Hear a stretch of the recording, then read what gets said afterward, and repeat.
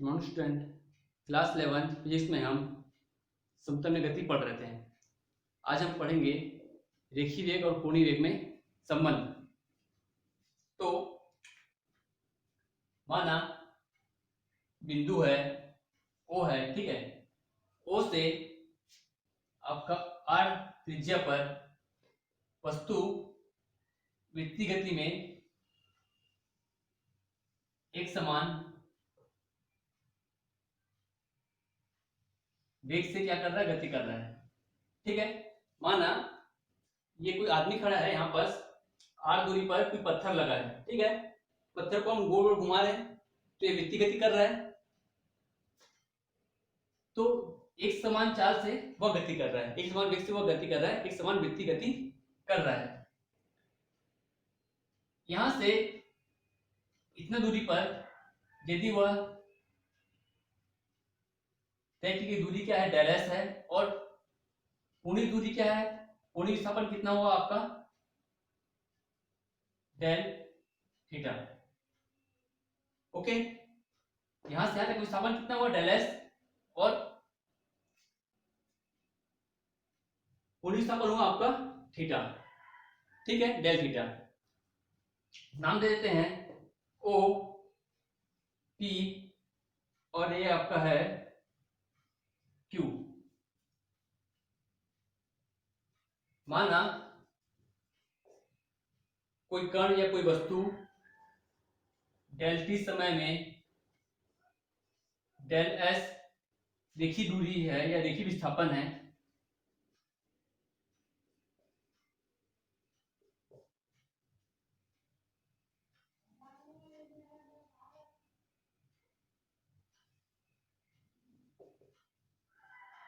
विस्थापित हो रहा है।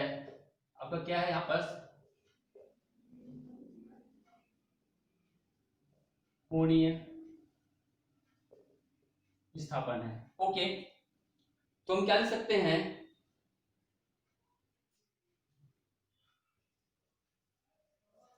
वस्तु का कोणीय वेग हमारा क्या आएगा, वस्तु का हमारा कोणीय वेग होगा कोण इक्वल टू चाप बटा त्रिज्या।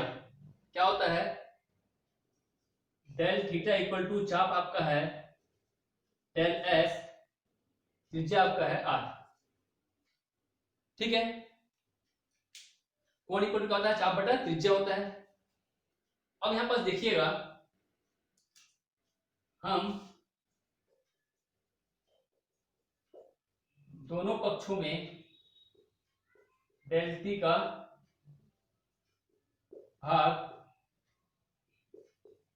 करने पर, डेल टी का भाग कर देते हैं हम, तो क्या आएगा, डेल थीटा बटा del T equal to del s बटा डेल टी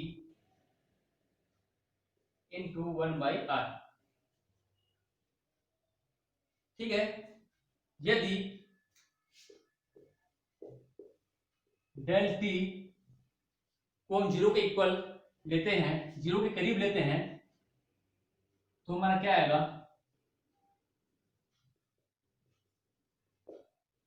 हम क्या लिखेंगे, लिमिट डेल टी जीरो, यहां पर लिख देते हैं डेल डेल थीटा बटा del T equal to limit del t कहां तक, जीरो तक, डेल एस बटा डेल टी इंटू 1/r, ठीक है। इसे हम क्या बोल सकते हैं, इसे हम क्या कहते हैं, इसे हम कहते हैं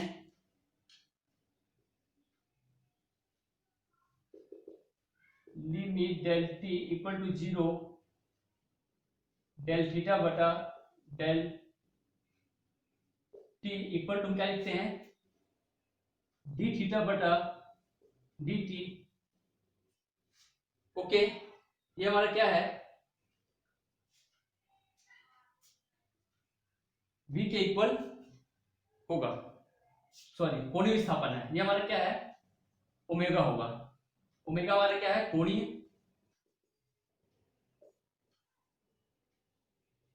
विस्थापन।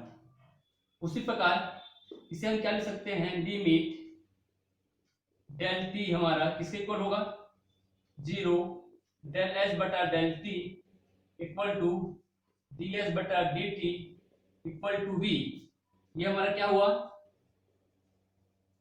देखिए विस्थापन। मान रख दीजिए इसके जगह मैं मान रखूंगा इसका, और इसके जगह पूरा इस पद की जगह मैं क्या मान रखूंगा, ये भी रखूंगा। तो हमारा क्या आएगा, omega equal to V into 1/r। तो हम क्या लिख सकते हैं, v equal to omega R. तो हम इसे लिख सकते हैं, v हमारा क्या है, देखिए विस्थापन इक्वल टू कोणीय विस्थापन गुणा हमारा क्या है, त्रिज्या। ठीक है, तो देखिए विस्थापन और कोणीय विस्थापन में संबंध क्या है, v equal to omega R. ये हमने फाइंड किया। ठीक है,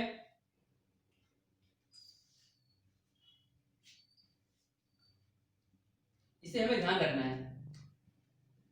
क्या होता है हमारा कोण इक्वल टू क्या होता है, चाप बटा त्रिज्या। ये हमारा कोण, ये हमारा चाप, ये हमारा त्रिज्या। ठीक है, डेल थीटा इक्वल टू कोण बराबर डेल एस चाप बटा त्रिज्या। फिर हम डेल टी का भाग देके निकालेंगे। ओके, लिख लीजिए। अगला हम पढ़ते हैं रेखीय त्वरण और कोणीय त्वरण में संबंध। माना कोई वस्तु r त्रिज्या का वृत्ताकार पथ पर आकर एक समान वृत्तीय गति कर रहा है। ठीक है, वही r त्रिज्या का वृत्ताकार पथ पर एक समान वृत्तीय गति आपका कर रहा है। इसका बिंदु वो है। ठीक है, इसका आपका ये भी वेग से ये आपको गति कर रहा है। इसमें आपका क्या है, रेखीय वेग आपका v है और कोणीय वेग, किसी क्षण आपका रेखीय वेग v है और कोणीय वेग आपका क्या है, ओमेगा है। तो हमने संबंध क्या पढ़ा था,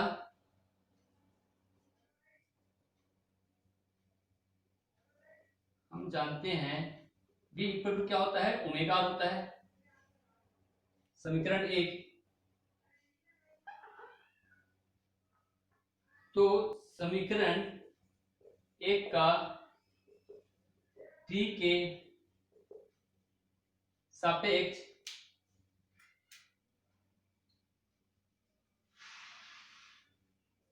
अवकलन करने पर हमें क्या मिलेगा,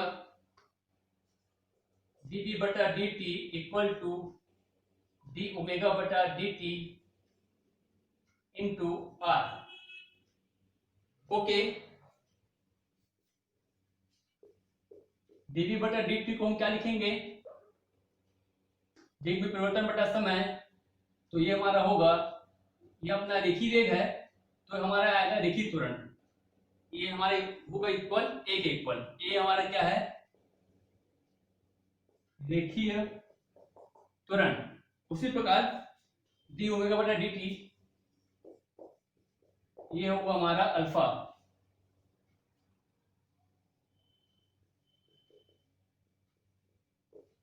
कोणीय त्वरण। रख दो मान, a equal to alpha R. तो हम इसे लिख सकते हैं, रेखीय त्वरण बराबर कोणीय त्वरण इंटू त्रिज्या। ठीक है,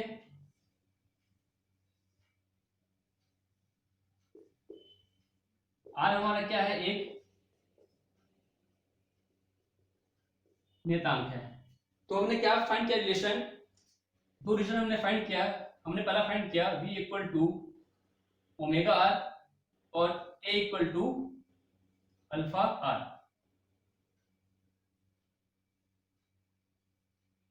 ओके,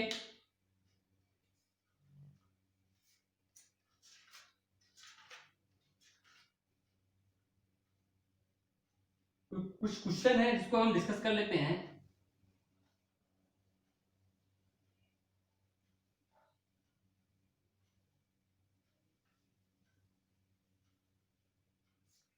बोला है एक फुटबॉल को मारने पर वह पर वलयाकार पथ पर गति करता है, क्या पथ पर ऐसा कोई बिंदु है जिस पर त्वरण की दिशा वेग के लंबवत होगी।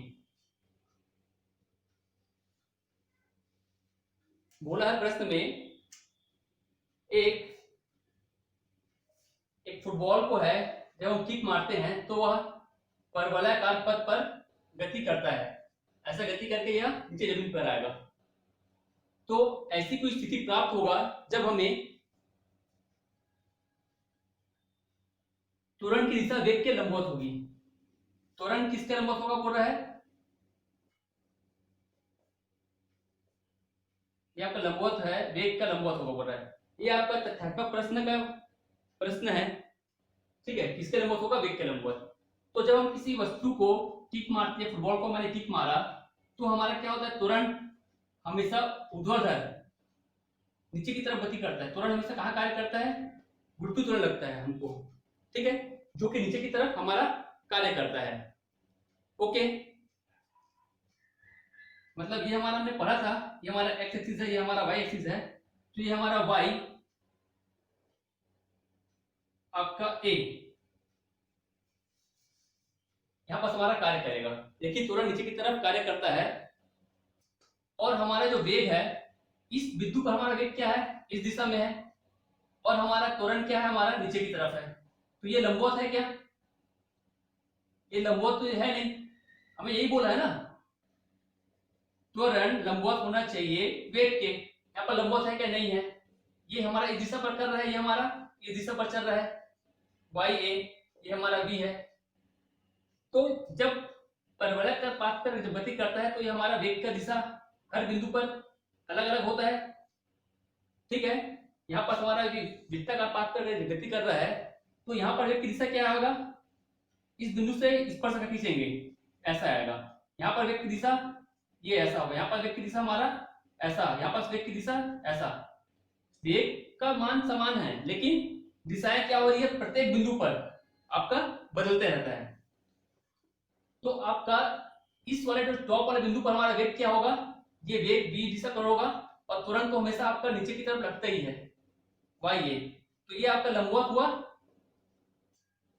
ओके, तो प्रश्न में हमें क्या बोला है, क्या पथ पर ऐसा कोई बिंदु है जिस पर त्वरण की दिशा लंबवत होगी। तो पथ पर एक ऐसा बिंदु है, हमें उच्चतम, सबसे उच्चतम जो ऊंचाई है वहां पर हमारा क्या आएगा, वेग और त्वरण एक दूसरे के क्या होंगे, लंबवत होंगे। लंबवत में आपका 90 एंगल का कोण बनता है, यहां पर भी आपका 90 एंगल का कोण बनेगा। दूसरा बोला है आपको,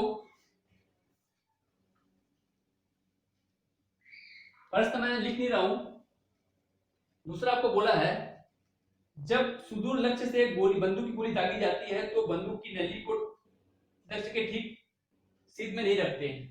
प्रश्न में ये बोला है, ये आपका एक लक्ष्य दिया है, यहां पर इस लक्ष्य में हमको बंदूक की गोली दागना है, ये आपका, ठीक है।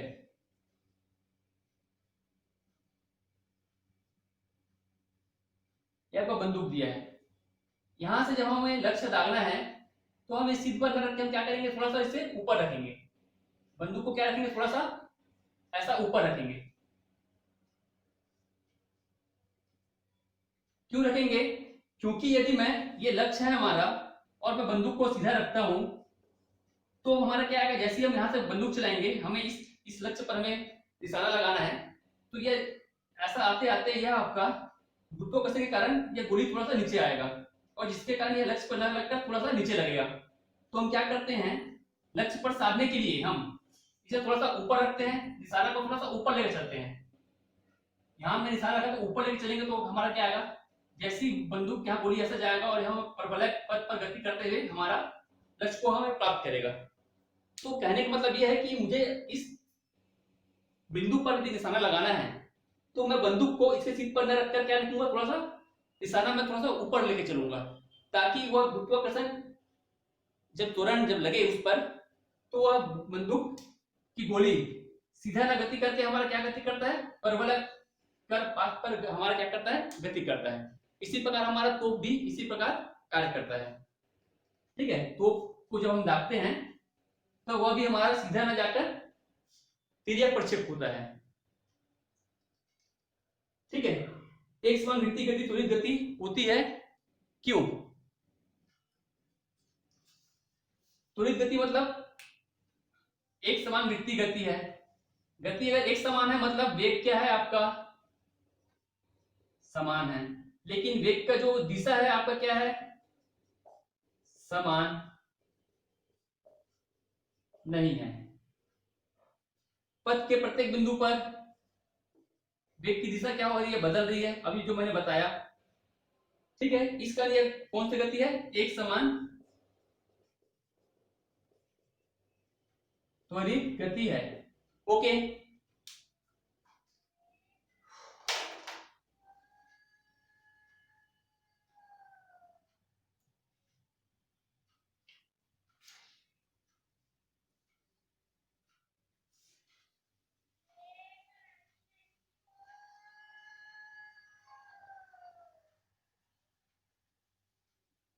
क्वेश्चन नंबर बोला है आपको, एक तोप को तो भिन्न भिन्न द्रव्यमान के गोले में एक समान वेग से एक दिशा में दागते हैं। क्वेश्चन नंबर 17 आपका पेज नंबर 262 पर। ठीक है, बोला है एक आपका तोप है, ठीक है, ये आपका क्या है, तोप है। इससे जब हम क्या करते हैं, गोला दागते हैं, एक हमने लेखा बड़ा गोला रखा, एक हमने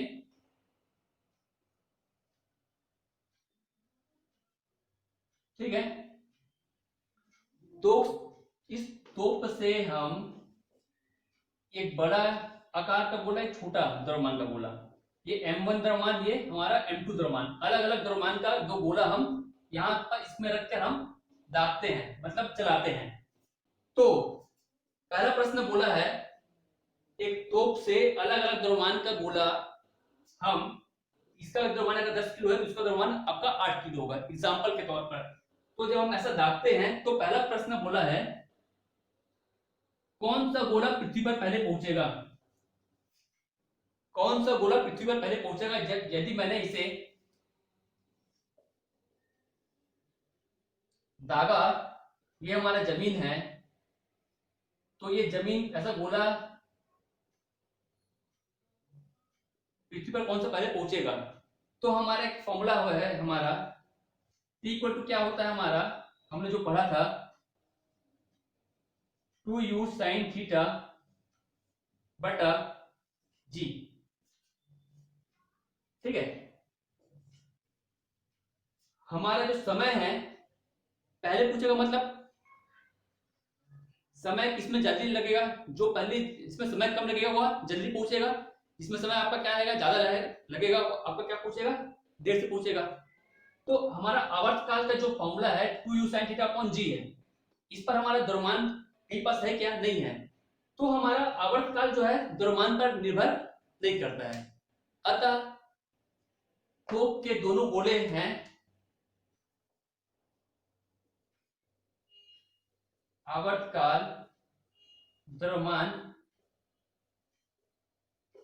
पर डिपेंड क्या है, पर निर्भर नहीं करता है। अतः दोनों गोले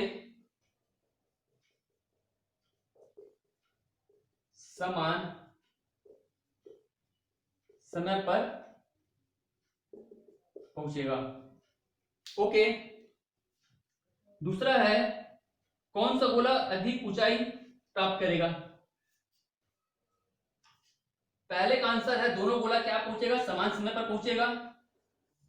कौन ऊंचाई क्या पर करेगा, अधिक ऊंचाई प्राप्त करेगा। तो ऊंचाई का हमारा फॉर्मूला क्या था, ऊंचाई का डेरिवेशन हमने निकाला था h equal to U square sine square theta upon 2g।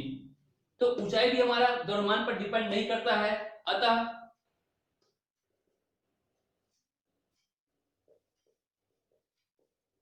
दोनों गोला समान ऊंचाई प्राप्त करेंगे और दोनों गोलों को कितना समय लगेगा जमीन पर आने के लिए, समान समय लगेगा। तीसरा पूछा है आपको क्षैतिज परास, क्या गोला प्रक्षेप बिंदु से अधिक दूरी पर पृथ्वी पर जाकर टकराएगा, कौन सा अधिक दूरी तय करेगा, ऐसा बोल रहा है। ठीक है,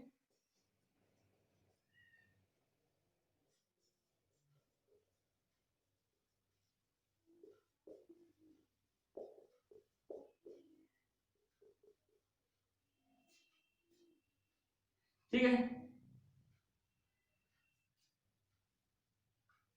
या आगे पीछे जैसे एक गोला ये मैंने m1 खींचा, ये यहां पर गिरेगा और m2 वाला जो है वो हमारा आगे गिरेगा पीछे गिरेगा, ऐसा पूछ रहा है। तो हमारा क्या है कि अधिक दूरी तय कौन करेगा, तो हमारा दूरी का जो फॉर्मूला होता है या परास बोलते हैं, क्षैतिज परास जो है हमारा क्या होता है, क्षैतिज परास होता है हमारा r इक्वल टू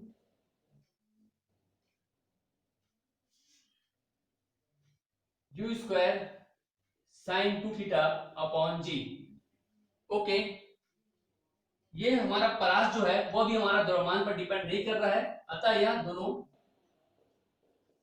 समान दूरी तय करेंगे। ठीक है, न्यूमेरिकल के प्रश्न हम अगले क्लास में करेंगे। अभी तक का जितना भी न्यूमेरिकल आपका इस चैप्टर में पढ़ाया गया है और बाकी चैप्टर में भी पढ़ाया गया है।